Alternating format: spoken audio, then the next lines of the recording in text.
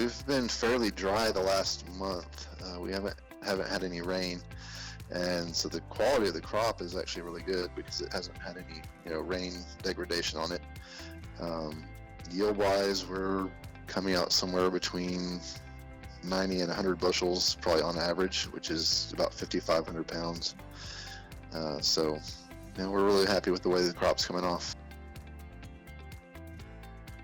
Take 5,500 pounds and divide or multiply it times 900 acres. That'll give you what it is. So if you're talking bushels, I'm going to guess 75,000 bushels is pretty close to where that comes out. But I have a relatively small farm, generally speaking, compared to a lot of my friends. So I mean, there's still a lot of grain around in the area this year. I don't know what like normal year acres are, but a lot of it's planted kind of half corn, half sorghum on our grain acres. But I'd say 75% of the acres at a high yield, so probably average to better than average volume. Well, I'm on the back side of harvest because a lot of the grain's already been harvested. So there's a few of us that planted late that still have grain in the field, and I know the elevators are getting pretty full, but ADM has been loading some trains of sorghum. I don't know exactly where it's going, but it's going out of here. So that's been making a little bit of space in all the elevators they've been shipping to the port. So there should be, by the time they get through doing that, there should be enough room to hold everything.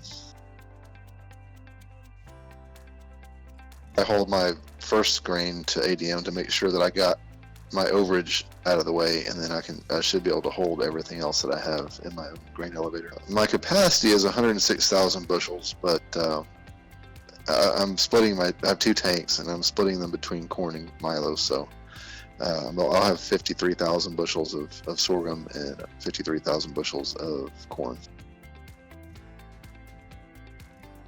We're going to hold what we have until we have some sort of basis appreciation or something happens in the market that makes us want to sell. So, because I mean, we've got everything hedged, so we have a price floor on everything that we're going to keep, and then basically just waiting for price to go up, basis to go up, some sort of positive improvement to make us want to sell.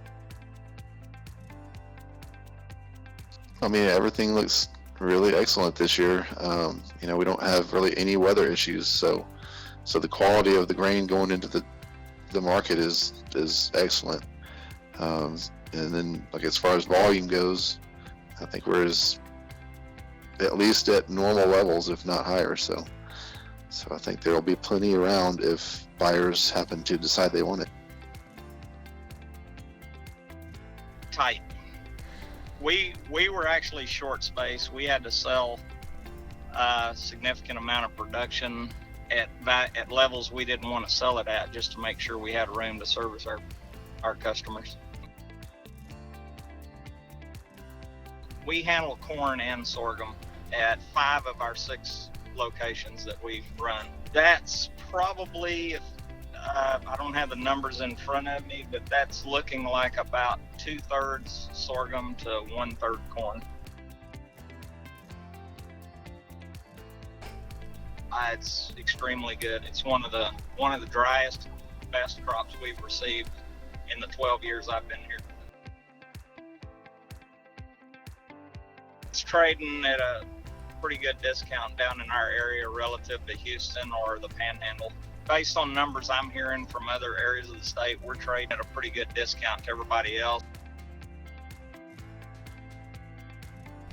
I'll probably handle about 130% of my capacity, somewhere in there. Might be a little greater than that.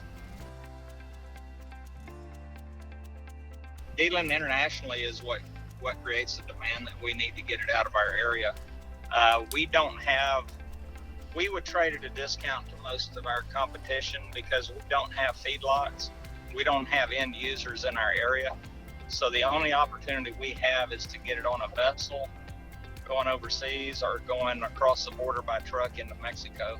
But again, that's why we are trading at a discount to, say, the Panhandle, is because they have end users. Their destination is right there in their backyard, and ours isn't. it's important for us to keep trying to maintain those relations internationally. Just that we have the ability to receive really good quality sorghum in our area, and it's important to us to have export potential since we're not in an area of the country that's got the end use like we need to see here. And so their demand is what drives our market down here.